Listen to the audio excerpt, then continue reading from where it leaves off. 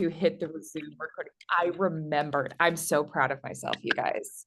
I'm so proud. Stickies, everything. I probably have put multiple kids through college just on the amount that I spend on sticky notes, I swear. So, hi, I'm Sarah. I'm the director and owner of the Atlanta School of Photography. And we do this monthly meetup, and sometimes I'll do like lighting demos and different editing demos.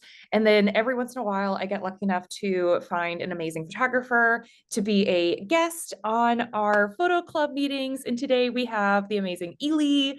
We connected a couple months back now, I think. I was going through Instagram and looking for different photographers to connect with. And I sent Eley a message because I saw an amazing project that she's working on. And I'm sure she'll be able to kind of fill us in and tell us more about that. And was like, oh yeah, we absolutely have to know each other. And then wouldn't you know it, we went to the same college. And so we both have this very expensive piece of paper that just sits there now. It's great. I tried to pull mine off of the wall so that I could show it, but it won't. Yeah, no. It's okay. And that randomly enough, my husband taught her at SCAD. So it was like the photography world is really, really small, you guys. It is the longer that you are in this industry, the smaller it gets, I swear. So Eley has done work with, I think, like every commercial brand that you can possibly think of. And her work is gorgeous and amazing. And on top of that, does some really amazing work with more of what we're going to be talking about today, which is the marketing aspect through social media and especially Instagram, because we have this ever-changing platform that, of course, was built and made for photographers. So, but when it is kind of shifting and changing, how do we stay ahead of it? How do we kind of keep our like social media engagement going? Where does all this fit in? Eley is just so wonderful at it, and still being able to kind of, what I love her approach is that you're able to continue to be yourself and your photographer self and stay true to who you are without feeling like you have to become an entirely different person to suddenly become an influencer and do at least like a modicum's worth of social media. So thank you so much for being here, Eley. I'm going to let you introduce yourself. I hope that was and of course we're getting into all that more. Yeah. Yeah, no worries. That was great, Sarah. Thanks so much. As she mentioned, I'm Eley, guys. So excited to be here. It's so weird that we're like all in this virtual space now, right? But hopefully we'll get a chance to meet in person soon. So as she gave like the perfect introduction to me already, SCAD kid, all of that. I haven't shot for all of the commercial brands yet, but hopefully all of those prospectives are sitting in here ready to hire me, right? Yeah. Shameless plug. But no, so I am a portrait photographer by nature. I just absolutely fell in love with capturing people's quirks and their unique personality traits when I was many, many moons ago, super young. Chasing really crappy sunsets and being like, hey, like wake up at 5 a.m. and let me take this picture with you. You know what I mean? And be like, oh, sorry, they're all out of focus. But then, you know, refining myself to becoming an actual photographer that understands light. And I started my roots up in Virginia and then came down to Atlanta, 14 years ago to go to SCAD to work on my master's degree here in Atlanta. So from going to Old Dominion up in Virginia to being here, I definitely understood the difference of what it means to be a commercial photographer, and really refining what it means to be a fine art photographer. So for me, stepping out of that program and into the Atlanta market, for me, I've really enjoyed the ability of how to combine those worlds by having conceptual understanding with my artwork and wrapping that in pretty with a commercial finish. Like I love a good commercial polish on my imagery. So that's a lot of what you see in my portfolio on my website. And then what you'll see in my Instagram is a little bit of that behind the scenes, a little bit of the like quirkiness of just me, and not trying to be an influencer, just being me. So I guess we're here today to talk a little bit about both of those things. Oh, absolutely. Because I know, at least for myself, and I feel like a lot of photographers right now, sort of having that sort of crisis of consciousness where you almost feel like you have to like sell a part of your soul to do well Mhm. on social media. And I'm like, I don't want to do that. I just want to be able to like take some really pretty pictures and hang out with my dog. Like that's kind of everything. But then you start to realize Right. other people also just want to be able to take pretty pictures and hang out with their dog. So it was like, even it took me a little while to kind of come around and realize like, no, adding just like, I don't have to make up a personal story about who I am because Mhm. there are already people who relate to things that I'm doing in the space. And so I thought maybe we're first kind of talking about, oh yeah, the project that I was able to find you from, the Portraits of Hope. Can you talk a little bit Yeah. about that with the work with the Shepherd Center? For sure. So my work is focused in on the entertainment space and the healthcare space. And so the project that Sarah is mentioning is from one of my clients with the Shepherd Foundation in the healthcare space. They are phenomenal. I've worked with them for 3 years, 4 years now at this point, and they've given me the blessing of just saying like, let's be creative, let's reinvent the way that healthcare sees their imagery, which is like my absolute favorite when a client actually trusts like you as a creative and you're not just like a button pusher, but you're actually hired for your creativity. So this project was actually partnered with APA, which is a nonprofit organization around Atlanta. I was on the board of directors there for a couple of years as well. And through that pipeline, I met one of my other board members who was like, hey, I'm also a member of the Shepherd Foundation as a patient. And I really have this passion project that I want to like see come into reality. And I was like, I love the Shepherd Foundation. Let's figure out how to make that happen together. So the Portrait of Hope, I cannot take like full credit of it. It was definitely two brains coming together to say like, how can we make this beautiful expression? It was just simply the plug that I had already worked for Shepherd Foundation. So I had that kind of entrance into their creative team to be able to say like, let's make this happen. So essentially, in a nutshell, Shepherd is known for how they help with like severe issues as far as patients having like spinal injuries, things like this, and need like some serious around the clock care to rehabilitate. And I really love the way that they operate as an organization because you can just feel the heartbeat there a lot more. What I mean by that is you don't get that like quote unquote 15-minute like clock where you have to like word vomit to your doctor all the things that are wrong and figure out how to like be okay and like move on about your life. They're much more hands on where they have round the clock care for their not only the doctors but for the actual care team like the nurses and the PT and all of that that comes together. So what that looks like when you zoom out is the fact that they also allow the family members of those patients to be able to have housing facilities and access to like beautiful like gardens and things like this on their properties. So because they're such a leading force in the community, that means people are traveling from all over the country to come in to get care at this facility. And now the family members have the space to be supported in their long-term stays as well. So in the idea of a long-term stay, that means that these patients are going from, okay, I got rushed here from the ambulance and now I'm in this care program, but it's going to take me, 3 months, 6 months, 2 years, etc., to rehab from what I've gone through. So in my experience with shooting for them as a commercial client, I've started to understand that heartbeat in that care story. And what I realized is that it's not that check in, check out, clock in, clock out experience. So when we partnered with Sarah from APA and the clients over at Shepherd to say, hey, we want to do something a little separate from the commercial work and just make something really beautiful and impactful to celebrate the actual patients that have graduated this program, that is where the birth of this project came from, which was Portraits of Hope. And so Portraits of Hope is very special because they are showcasing this work in the hallways at Shepherd. This was their 50th anniversary. So it was like they wanted to do something special and unique to hero these individuals. So every time you walk down the halls of Shepherd, both the care team, the families, and those patients are reminded of the heroism in themselves and the community that surrounds them. So that's the project. And I can share a couple of those with you guys if you just want to see those portraits. The portraits Yes. look significantly different, of course, from the traditional healthcare work that we do. So I can always pull that up as well if you'd like. But let's talk Yeah. about, like, let's showcase like what I was just mentioning with the Portraits of Hope.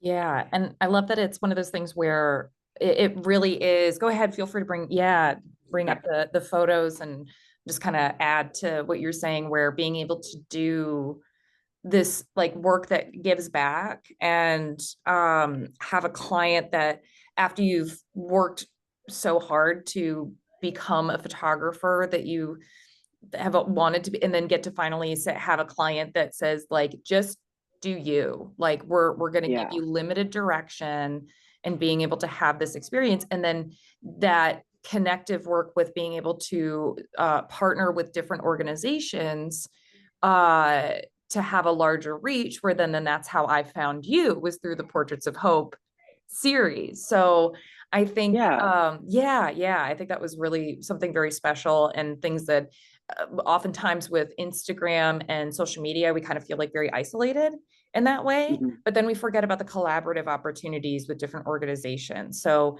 I think it's like, can you talk a little bit about how that experience, and maybe giving some advice to photographers of collaborating with different organizations and what that looks like for a broader reach to your Mm, base? certainly. So I will talk about that. I don't know how good I am at multitasking. So let me hit the pause on that and just show you a couple pics real quick so I'm Yes, not like aimlessly rambling. go Okay. for it. So just giving you a little backstory. This is my creative team over there. Wanted to make sure that we highlighted them because they pour their hearts into the marketing of it. Right. But what we're looking at is the set design for this. We wanted it to be studio portraiture on location. So the environment that you're seeing behind the blue backdrop is actually the new facility that they are building for the 50th anniversary that's being opened up for the expansion of additional patients being able to be housed and taken care of. So that's why we wanted to have this little bit more like editorial vibe to it. These are the some of the portraits that I captured of the individuals. This is Dom. He's such a rock star. He's one of the social media managers actually at Shepherd, and he just always has like blinged out gold rings on, and just like he's got some swag. Like check out the details of his actual support aid here. And then some of these other individuals were just the heroes that I have worked with throughout my time working at Shepherd, and they all have such quirky, phenomenal stories. Pause real quick on this woman. This lovely lady, the woman standing next to her, that's her PT care provider. But not only is she a care provider, she is also this woman that has chosen to adopt this lovely woman. And she now goes and does like these epic like trail runs and like swimming events and like hikes and all kinds of stuff. And they're like best friends and sisters. So like it's just phenomenal to me how Shepherd like fuses these lines of like what it means to have a professional relationship and a personal relationship. So little sidebar story over there. And of course her super cute dog whose name I can't remember. I think it might be Chippy, but I don't want to misspeak. Um, for me, it was really important for us to just see how these individuals lit up and felt empowered in front of the camera. Because these are individuals that are everyday individuals, right? They're not models, they're not celebrities. They are heroes in their own right, but they don't necessarily see that when they are saying, okay, well, I've lost this ligament or I have this injury or whatever the case is. So for me, when I'm approaching a photo project, I really want to get on their level. I want people to feel connected. So before I would bring the camera and bring them on to set, I'd say, let's go have a little conversation. Let me get to know like the quirks between your care provider and who you are and your team. And then let me see what's special about you that gets them talking. So this gentleman, he was like, a little quiet, a little reserved, very like, I don't know who you are. I don't trust you yet kind of thing. And by the time that we got him on set, we were just having fun. And like, he was just like so in his element of like wanting to celebrate and like be as excited as everyone else was offset, cheering him on. And it was just like authentic smiles and good energy. And I loved that vibe that happened throughout the full story of this work coming together. Quick backstory on this cat. There's other shots of him that are illuminated, but I just love this because this kid is like 16 years old and a literal rock star. Like the arm that's on the wheelchair is actually like a cyborg robotic arm, and he has this epic story where he literally was a graffiti artist or is a graffiti artist and got electrocuted and like fell down and got paralyzed and lost his arm, all these things at 16 years old, and like has like fully rehabbed and just has this like super epic arm. with him, and I was like, dude, we need like a really cool portrait for you. So just playing experimentally with light, and again, having that access through a client to trust you in that space is so beautiful. I'm Oh, going to scroll through a couple more and then jump into that answer that you asked me, because as I mentioned, there's thousands of people behind this project, and I wouldn't feel right just saying like, oh, this is my work, right? These shots are mine, but some of these other shots, I did the creative direction in this space, but we hired other junior photographers to step in and do the same thing with other patients and their care teams to be able to bring out that same energy, that heartbeat, and make this full series come together. It was shown at like their 50th anniversary donor party. Like I said, it's going to be in the hallway at the facility. And then Q4 of 2026, it's also going to be an installation at the airport in the main terminal. So we're really excited about that. So maybe some of you guys can pop out to the little party that's going on there and talk art with us. Okay, God. so all of my rambling, Sarah, please tell me your question again. No, you're good, 100%. Yeah. So I love the idea of kind of like where, as mentioned prior, where we have a lot of times where it feels like with social media, you're sort of isolated in these spaces. Mhm. But when you realize that you can start to like partner with different organizations and use your photography as kind of a bolster to collaborate, can you speak a little bit about that and saying like how it was that you felt that that connection with an organization and something that you obviously like care very passionately about it enhanced maybe a little bit more of like your social presence or your photography or sort of elevating your skills to being in, yeah, if you know what I'm trying to ask, I think. What's the benefit of collaborating with a organization in your Yeah. artwork? I think that there's a leverage point that happens. There's brand trust that happens for sure. I would say that brand trust has to be there before, in a way, i.e., I didn't just walk up to Shepard and be like, hey, dude, got this idea. Like, let's do it. Let me, like, trust me with all your main people. Like I said, they knew me for a handful of years prior. And then also coming very professional as far as the pitch deck, the idea, like all of those things coming together is very important when you're approaching a large client. But when you're approaching maybe say like, you know, there's like plenty of retail photographers that are more interested in like family portraiture or, you know, whatever local story, so to speak, or even a magazine, something like this. I think that it's really cool to be able to have someone trust you so that they can see a different way of looking at their world. And then the excitement that is generated through that for them becomes like organic marketing, where they now are excited to talk about this work and share it with their community. And that just becomes like one less email that you have to send. You know what I mean? Like then you're able to really let that snowball effect happen and see where it takes you. That's great. Yeah, because I think that's always something that we're looking for a lot now, especially with like the onsets of AI and everything, is Mm, more of like an authenticity side of hmm. it. And sometimes it can be hard to differentiate between those, but finding those partnerships that you feel like you actually are um that you actually have an authentic connection with, and then that coming through in the photos. Like a lot of the work that we do with the school, with like Aware Wildlife Center and things like that. That's one of my favorite places to be able to have where we're going in, we're taking the pictures, but then we're sharing those photos with the organization so that they can use them for their social media.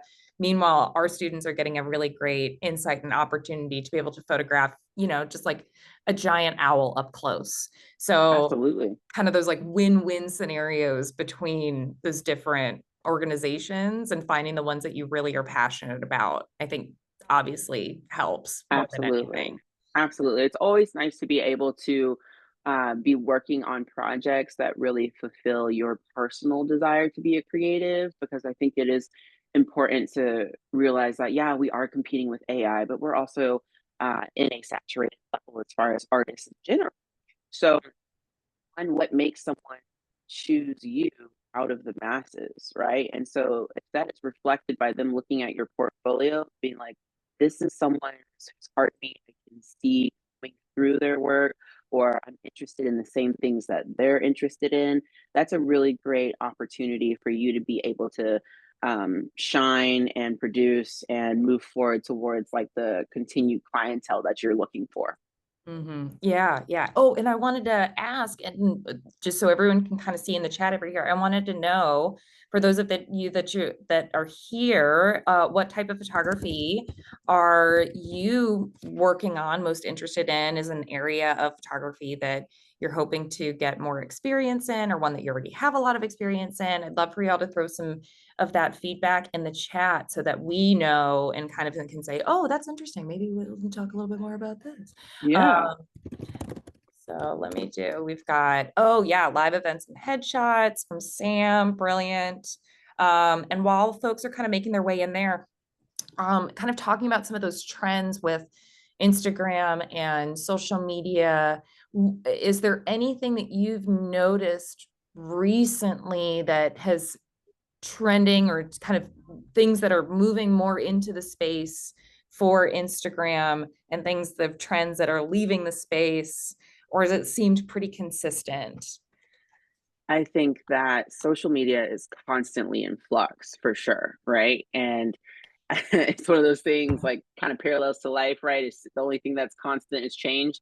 So when we look at Instagram, as soon as you learn something, be ready to pivot. But yes, there's definitely trends that are happening, that are coming in, and that are fading out. I think that today brands can't really rely simply on posting and hoping for something to go viral. Um, Paid amplification or like very selective targets are like increasingly like required within this space. And influencers, like that whole idea of an audience like being like, oh well, they're so hip and da da da da da. Like influencers like low key like starting to like fade out. Like audiences are getting fatigued by that.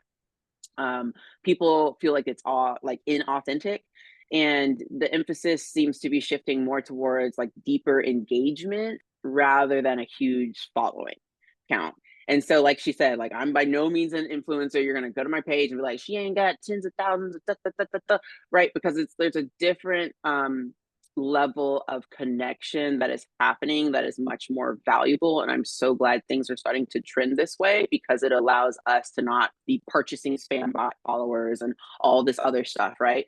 So there's also, I think, an increased like fragmentation of social media, like piggybacking off of this idea of being authentic.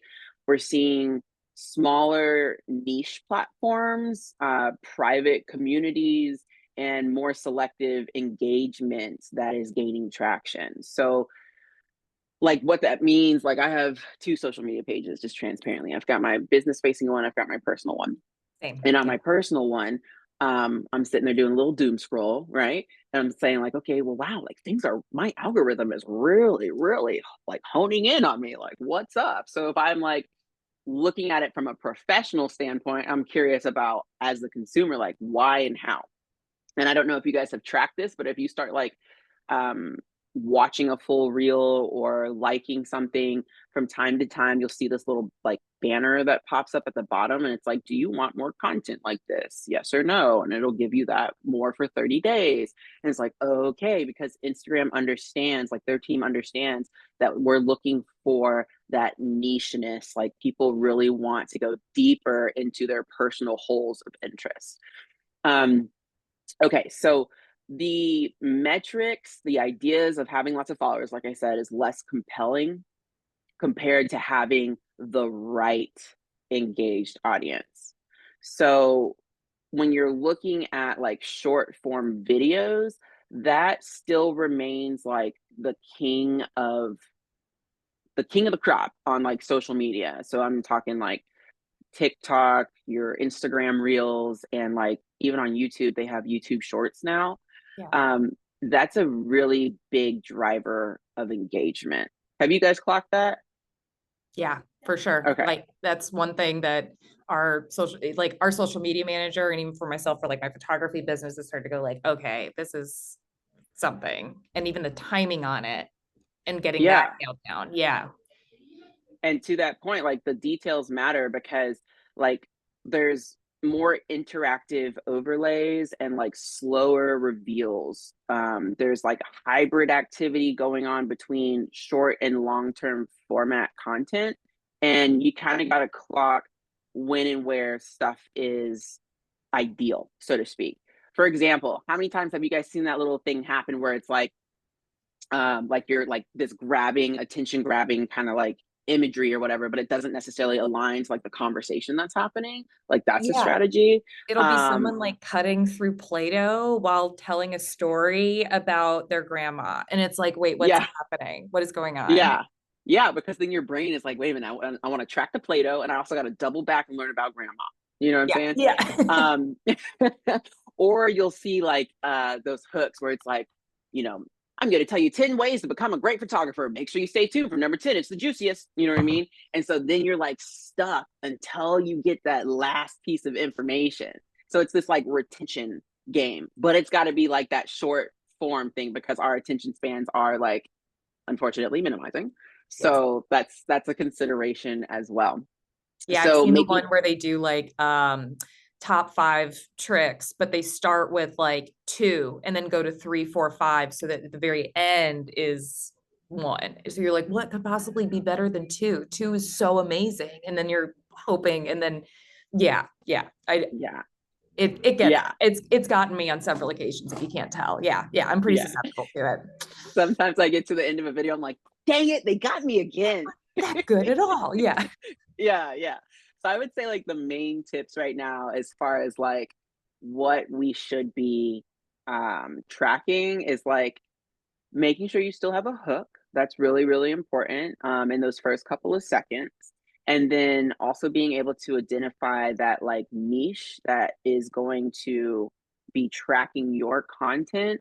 And so you're listening to their needs and the language that's attractive to them so that you can build an audience and content that like resonates in that space rather than that like broad everyone like conversation. We don't Yeah. want to do broad spray and pray anymore. I think that's kind of it. And like, even we were sort of having this conversation a week ago and a little bit before we even logged on today, which is like getting like Patreon subscribers to like a really specific thing. And I found Mm-hmm. that through things like Patreon, they actually have like the highest level of engagement for any other platform. So they might only have like 500 people giving to their Patreon, but every single one of those people is reading their email subscriptions and Yeah. signing and logging on to their live stream and like having all these things, but it is so incredibly niche to what it Mm-hmm. is. I've told you this and I'll tell everyone else. Like I follow a group of ghost hunters. I absolutely love it. I think it is so much fun. It is absolutely fantastic. It is incredibly nerdy. But in every single person, we have like our own little clubhouse as a part of it. And I'm really starting to enjoy that that's the way of like social media is. We're not necessarily, we have like these massive celebrity, we do have massive celebrities, but then we also have these little pockets of interest that we can create into itself. So I'm agree, and I'm like I'm more excited to see that side of it where we're sort of niching down and everyone's Mm-hmm. interested in sort of the same thing rather than that, yeah, just like, oh, everybody, here's a picture, like it. And it's like, well, what is it about? What is the story behind it? Right. What are we creating? Who is the audience? Who is this for? I find like I'm constantly asking myself that with any media Absolutely. now, is like, who is this for? So yeah, Mm-hmm. Because like you just it's so quick and it's so easy for us to be like, this type of content doesn't like resonate with me. And you can like hit that little box on Instagram. You know what I mean? Now your stuff is just like in the back of the world, right? So it's so easy for someone emotionally to decide your fate. So just make sure that you're locking into like things that you actually really want to talk about versus being like, well, a little bit of this, a little bit of that, a little bit of this. Someone will resonate, right? Like really lock in to where you want to be. And then with the whole idea of new trends, the last thing I would say is that when a new trend hits, like you kind of got to really be able to say, okay, I'm pivoting to rock that for right now, so that you're not, I guess, looking dated. You know what I mean? You don't want to be grandma posting like the trend that was happening last year kind of thing. And that sounds so like ick to me, you know, to be like, oh, I have to constantly be trending or whatever. But that is still, I think, important. Like you don't have to necessarily be viral, but you do want to be trendy. oh, and on that, so I one of the biggest questions I get from my students a lot of the times is photos, reels, or both. So like, is there where reels seem to be, like we were just saying, like completely taking over and everyone needs to do it and has to be like in this formula and blah, blah, blah. But then as photographers, we're also kind of like, I want to give you the option to look at my picture for a little bit longer Yeah. than the time that I've determined. So where do you find the balance between those two options? If there is, if Oh, it this exists. question. Yeah, for sure. Like me, oh my gosh, I was the late one to the party. I was like, I am a photographer and this plant room is for photography. You know what I mean? I was so adamant about being like, no. Well, that didn't work. It was just like me and my own little one single little picket, whatever sign, It was right? you and me on that Protesting. island together, Yeah. just like old man yells at cloud, just like, Yeah. ah, like Yeah, exactly. And so I realized as soon as I started leaning into the reels that reels are definitely still stronger because the algorithm does unfortunately still push that way. But the positive is that it's connecting you to a larger community versus a community that is a bit more stagnant or like just not really tracking the trends, right? Or like whatever the case is. Stagnant being like they're not on their gram frequently. They might pop on every once in a blue moon, don't necessarily know how to engage, don't necessarily know how to curate or whatever. So you don't want to kind of get stuck into that little cloud. You want to be on there with the people that are going to like repost, share, all those things that they have going on. Got trends now, all of that, right? So an individualized photo or even a carousel, like they have their places, but I would definitely say if you're like, how do I get the like going quicker? Reels is that situation. And that takes me back to that like short form content, right? Like no one, I mean, even as like a creative, I don't really care for like interviews that are just like talking heads, right? Like if I'm just looking at that, like my head bobbling on a screen for 5 minutes, I'm bored, right? I want to see graphics. I want to see like the artwork. I want to see, whatever's happening. Like, so when you translate that into social media, it's the same thing because you have to come up with this idea of like a thumb stopper. You know what I mean? So like there's so much content being like created so fast. So it's like you have to grab your people super quick, have them engaged with it before they say, okay, let me go see the next photographer's work or whatever the case is. Um, I think that for quick messages, brand aesthetics, and styles, like when you have really high quality visuals of like photography and design coming together, then that's a space where static imagery can still be very effective and efficient. But when you're in a space of like, I just want to get awareness, or I want people to see who I am and my personality, all of that, then that's like a space for reels. And I believe that that has come to be because we're still thinking back to that kind of umbrella of authenticity. And it's not that your images aren't authentic, but it might be slightly more engaging if you're seeing those images populate an interesting whatever post-produced edited video as far as it like fading in or moving, whatever the case is, while you're speaking about it behind it. You know what I mean? So it can still be your photography. You don't have to be like, oh, I gotta go like figure out how to be a videographer, because that's where I got hung up, right? I was like, I am a photographer. I want to use this space the way I need it. You just have to be a little creative about what you show in your reels in that space. Yeah, I think that's one of the things that we're like, I'm trying to be more conscious of is getting more of like the behind the scenes kind of thing. Mm-hmm. So even if it's someone that, whether it's like me that's taking it, or if I can just ask like a friend or an assistant or someone to take at least like 2 or 3 clips of me while I'm on a photo shoot or at a workshop or teaching or something like that. Even just that amount, it's like I think the thing that I got hung up on, because I have a minor in film and television where I'm like, I know how to do this.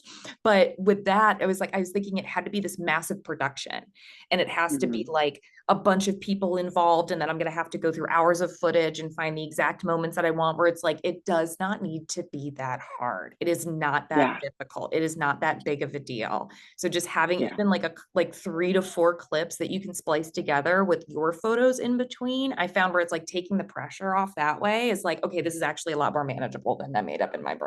Oops. Yeah. Totally, totally. And you're talking to someone that's gone through the gamut of like trying to run this game by herself to like hiring other professionals to do it with me, like all of those things. And across the board, I've learned that you still got to do it either way. Yeah. And because like what I mean by that is like even if you hire somebody, they're still gonna be like, we need some content of you on set. You know what I mean? You're like, ah crap. So you kind of just gotta accept that, get into it. But what's so nice is that, you know, we do have our cap cuts, we do have our what is that, Adobe Premiere, we do have what Instagram has built in. So like a lot of these places are making templates a lot more user friendly. So it's not as much of that stress of like, oh, I have to go like buy this subscription and learn all these things, right? And then the other thing that I would still say is true, as much as I'm saying like high quality matters, like it does to a certain degree, but at the same time, it's like it's going to be gone real quick in the ether of social media. You know what I'm saying? So I'm not saying like throw crap out there, but don't feel like, oh my God, I just got to get like the perfect, like gold medal thing every time. You know what I'm saying? It's more important to get that content out there, to have your message communicated than to be stressed about like the final tweaks of every little video piece. Yeah, I put in the chat, company that we've partnered with in the past, and they're fantastic, socialtemplates.co. They build them like specifically for photographers, just making at least like my life 10 times easier because they already have the templates built in. Mm. Yeah. So Sam was saying, he was asking, what's the best way, what is the what best way to display still photos in a reel? So we're talking maybe in terms of like time, or like I think maybe splitting that into two, where it's like I always kind of am debating how long, and then also if it's should always be portrait, or if maybe Hmm. sometimes I go landscape and then hope that people won't skip past it because all of a sudden it's really tiny. Yeah. Okay. So that's a really great call out, Sarah. I think that's one of the most important things. It's like you got to recognize how people are consuming the content and where you're putting it in social, right? So, yes, like for example, what's that thing called? YouTube has the shorts, which is like the 9 by 16, 16 by 9 vertical experience that matches over to Instagram Reels. However, YouTube is more known for like the educational content, and that's like cinematic, like full screen horizontal, right? So if you're trying to take that content over to Instagram on their Reels, it's not going to perform the same way. One, because um mainly, I don't even have to go through a list. It's just the fact that like you are only using like a third of what you could utilize if you were to crop it into a full screen expression for the phone. Yeah, some people are like, oh, well, I've got that cool little thing where it like tells you in the first second to like rotate your phone. If you want to do that, go for it. You know what I mean? You're still like leading the viewer to understand how to make it full screen. But if you're only using a third of that space, you're losing that like thumb stopper, that attention grabbing opportunity. So I highly advise against that. And I know it's like, oh, the integrity of my photography, right? Yeah, that sucks, you know, but you might have to take this opportunity to utilize instead of the A roll shot, maybe the B roll shot, or like what does that do for you creatively if you do have to challenge yourself to crop it differently? You know what I mean? Because this, like, for me, kind of goes into the conversation about what do you find overall that performs better than the other. And so with the idea of visual complexity metrics, your idea of like something that is going to be striking is like to be considered, right? That cover, that thumbnail, and then those first few seconds, is it bright? Is it vibrant? Is it colorful? And then also looking at the design complexity. So that's where we go back to like day one of being a photographer, right? Like thinking about your compositional rule, thinking about the arrangement and what objects are being shown in that space to be able to have it like perform to like optimal level, so to speak. So it still needs to be something that is attention grabbing. As far as the duration, like I said, I mean, things are going faster and faster and faster. I think the last time I like really dove into the understanding of that, it said that your images being on the screen before it flashes through to the other stuff was like 2 seconds, right? For me, the approach that I'm taking is like I'm gonna find that trending audio that like fit in the vibe of like where I'm going,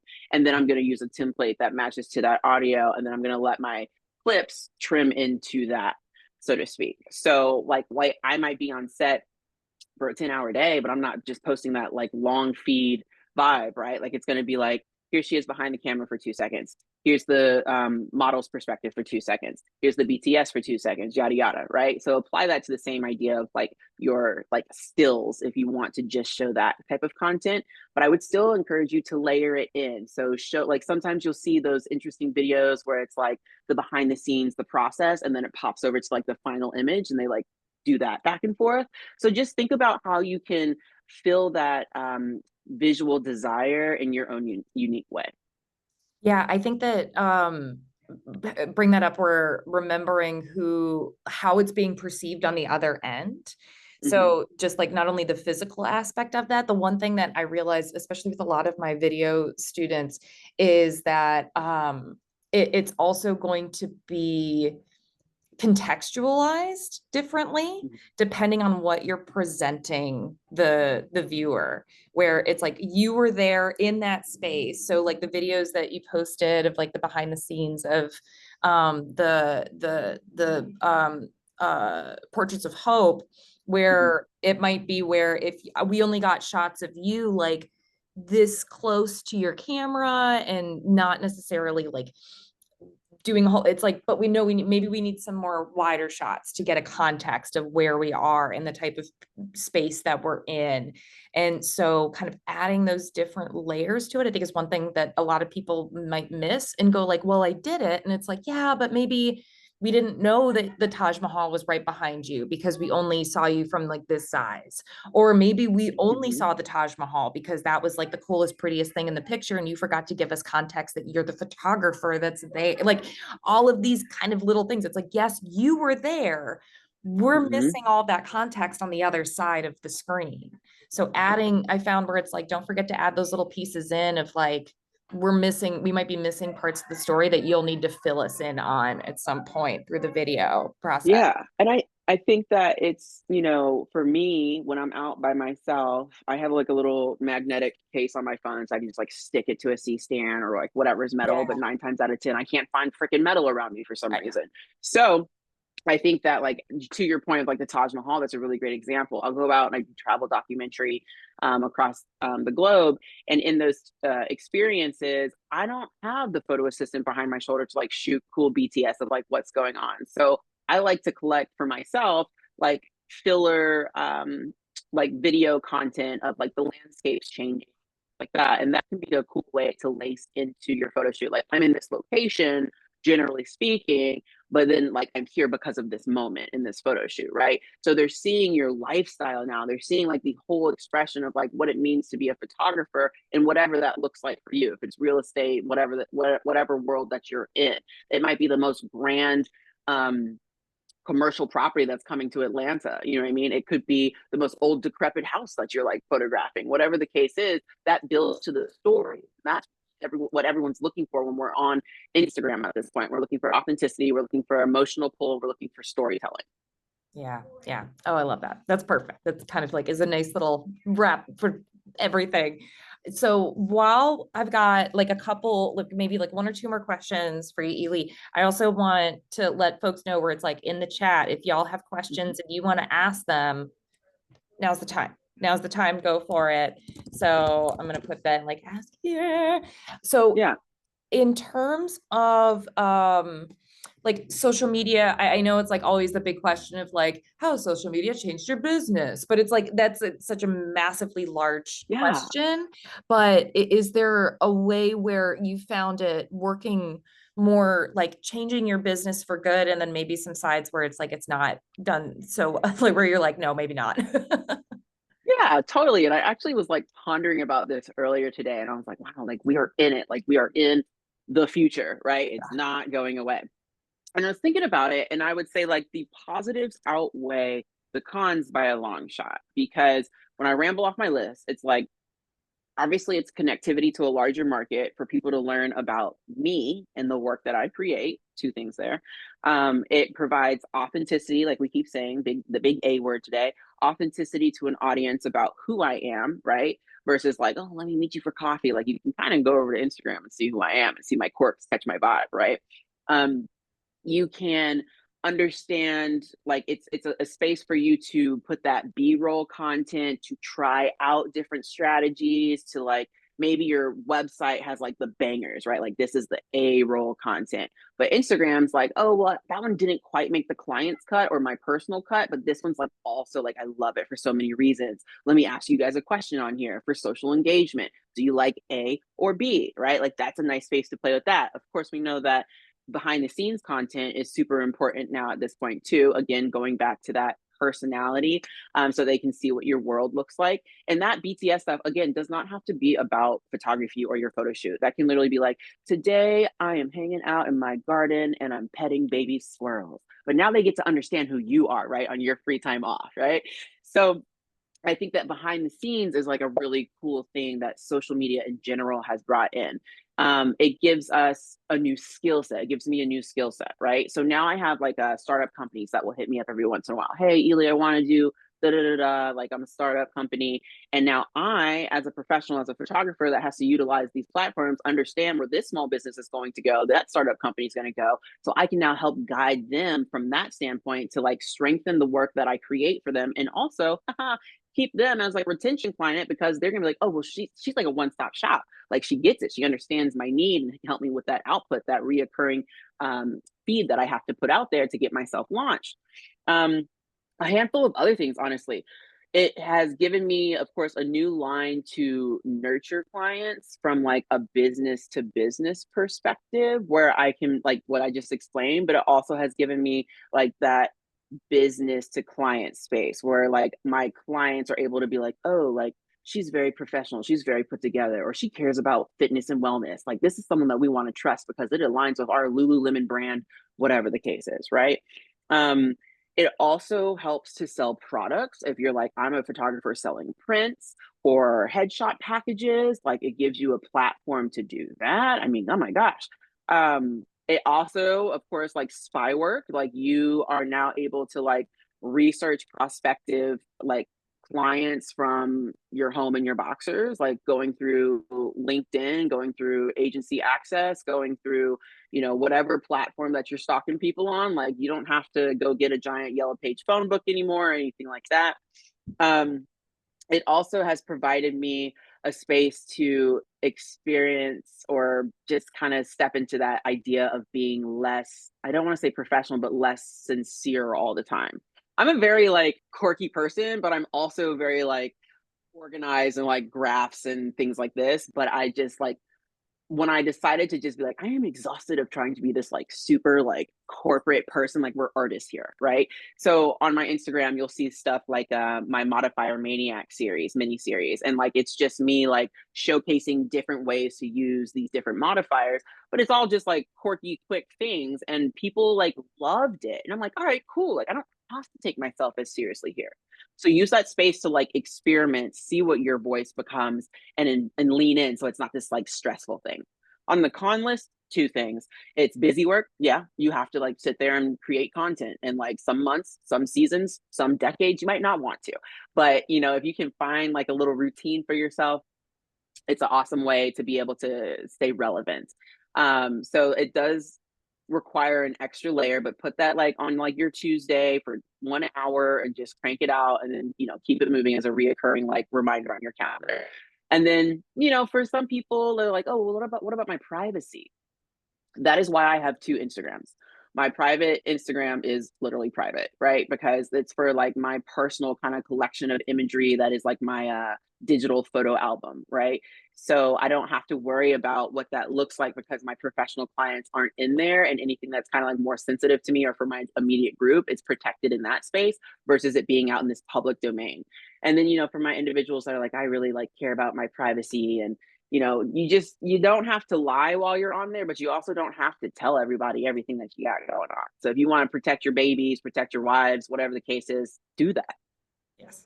Yeah, I think that's one thing to remember where it's like it doesn't have to be. I find myself doing that a lot where it's like this all or nothing thinking, where it's like if I do social media, it has to be like everything about me, everything about my life. I'm gonna put my like car's license plate number up on. It's like no, it doesn't have to be that. You can still have like an authentic experience, but curate yourself and your experiences through that social media lens. So it doesn't Mm-hmm. feel too overwhelming where people feel like they might have access to you at all times. So it's like, yeah. That's one thing that I'm trying to work more on, to be like, no, and trying to make it fun too. I think that's the Yeah. other thing is if you take advice from a lot of different people who you see on the internet, it might feel more like a job than it is, and it should just be fun. It should be fun to Yeah. post stuff and create and do things that you already find yourself doing, but maybe just sharing it with someone Mhm. and sharing that experience with people on social. Yeah. Yeah, exactly. And I mean, I'm still working through that myself because I'm literally the person like outside playing with like baby squirrels and stuff. And I'm trying to figure out how to integrate that into my main like feed. It will come, follow along. The videos are there. I know. It's like I have a video that I post on my personal account of me like feeding a grape to a wild possum. And I was like, does this belong? I don't know. Maybe. Who's this for? Who's this for? It's for me. It's for me. It really Yeah. is for me. It's great. And that for that possum has come back a couple of times now too. Yeah. I love that. But it is one of those things where it's like I could post it to that account and like you would know everything about me. You would know that I am that person. I am 100% Yeah. that person that will find the possum in my yard and been like, oh my God, new friend. So yeah, Yeah, for nothing sure. to do with my photography, but if you just want to know who I am as a person, that'll do it. And So that's what it's yeah. about. And I wanted to, if anybody has any questions, I know Jennifer was asking what's your Instagram, so I posted that. Yay. Shameless tag, Eley, ELEY underscore photo. That's Yay. on Instagram, YouTube, pretty much all of the platforms. And my website is eleyphoto.com. And B is saying just fangirling. Hey, Sarah and Eley. Hi, Hey, B. girl. Thanks for being here. Oh my gosh. Oh, yes. And they got puppies. Oh, yes, Catherine, fantastic. It's like we love share. Like that's one of the other things that I love about being able to have the group. So if you want to drop your own Instagrams in there and be able to follow each other and see the work that everyone in like the club is doing, you can do that in the chat here. You can also, if you're watching this later, in the recording, join our meetup group and in the discussion page. I really like to have people to connect through there as well too, because I like to see what all of you are up to and all of your fun creative Yeah. endeavors and everything that everyone's doing. So yeah, amazing. Um, I know that like you had talked to me, Sarah, about this whole world of like paid ads. And I have so many like mixed yeah. feelings on that. And I feel like it's something that we should talk about. What do you think? Yes, I completely forgot. I was like, that was one of the other ones that I get a lot is like, should I pay for an Instagram ad as a photographer? Because I see them Yeah. pop up every once in a while, but is that something that you have seen or experienced or found that actually Hmm. makes any resonating stance in there? Yeah. Whew. Yeah. Okay. So again, mixed feelings from experience. So, understanding your niche and understanding your market is going to help you decide how these ads can work for you. They can work for everyone, but there are some caveats to that.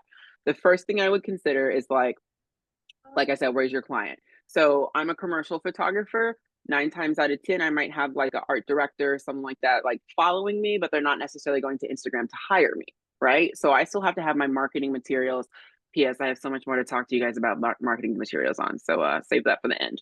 But I might have my marketing materials going to my clients in a different avenue than, say, the person that is doing the headshot packages for actors or seasonal school photography or something like this, because your clients are on Instagram and saying like, cool, like I love that person. They're already trendy wedding photographers or whatever the case is. I'm going to hire them through the thing I see on Instagram.